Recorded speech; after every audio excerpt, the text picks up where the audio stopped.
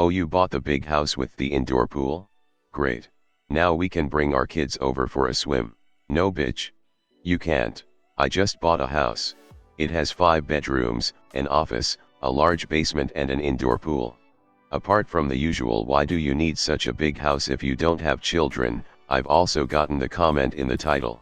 Most of my neighbors have kids and many of them assume that I'm going to let their gremlins in so they can swim in my pool. And they have the gall to look offended when I tell them no, the pool is for me, my boyfriend, my friends and my dogs. It also seems to bother them that I keep my gate locked at all times when I'm home because our kids would love to play in your front yard, you have so much space. I've already installed security cameras and I'm going to place cacti around the boundary wall. Must do all I can to fend off the entitlement invasion.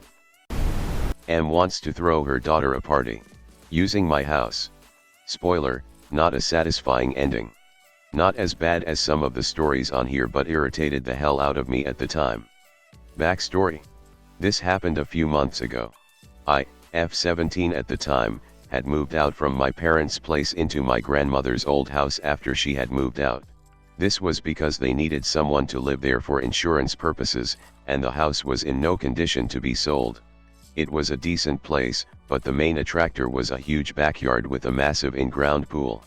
Score, right? So I maintained the house for a few months, paid some bills, cleaned it, figured out a new city and how to get to / from work. It was great to have my friends over from time to time to enjoy that pool, which was a bitch to maintain BTW. Story time. No one had been visiting that house for a few years, and I made it really nice in the backyard. I'm talking fire pit. I'm talking fairy lights. I am talking a perfectly maintained garden. Now people want in on the action. I'm working almost 40 hours a week, usually night shifts, so I'm never home.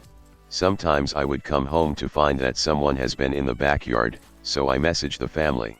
Every time, someone had broken in through a side gate to use the pool with their children. I politely asked them not to do that again and relocked the gate. Little did I know, that was just the foreshadowing of the storm ahead of me. One day, I get a text. Not to me personally, but to my entire extended family.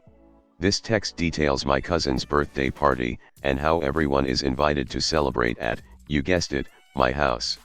This birthday falls on a day I'll be working over 8 hours, way past midnight, and I'm not too pleased with the idea of everyone being in that house while I'm not there. Especially since my family has a history of going through my personal possessions. The texts go as follows. My aunt, hey guys, we are so excited to celebrate cousin's 20th birthday party. We are going to use GM's house to have the party. Everyone is invited to come. Please let me know which dates work best. It will be a potluck. My sister, my parents and I will be away that weekend, unfortunately. That's a bummer, can we still use the pool? That's fine. But if you did the party on the 28th instead of the 27th then we would all be available. Somehow S became the authority on things because she is older, though she still lived with my parents at the time. Hi S, if it's okay with you we will have the party on the 27th. Me, hi I won't be there because I'm working. Can we make it a potluck S? That will make it easier.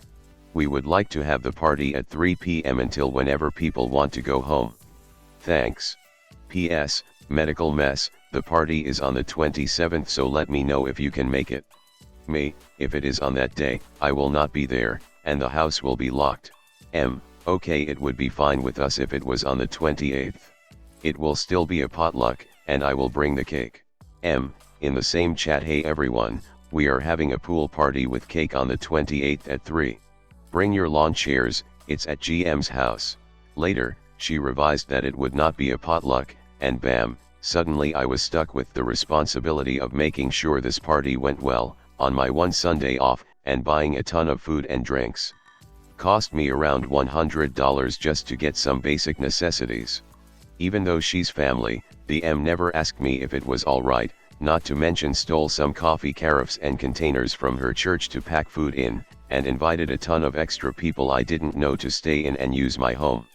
Thankfully my dad swooped in and made some burgers and whatnot for everyone, so it wasn't a total mess, but it was still incredibly anxiety-inducing and annoying.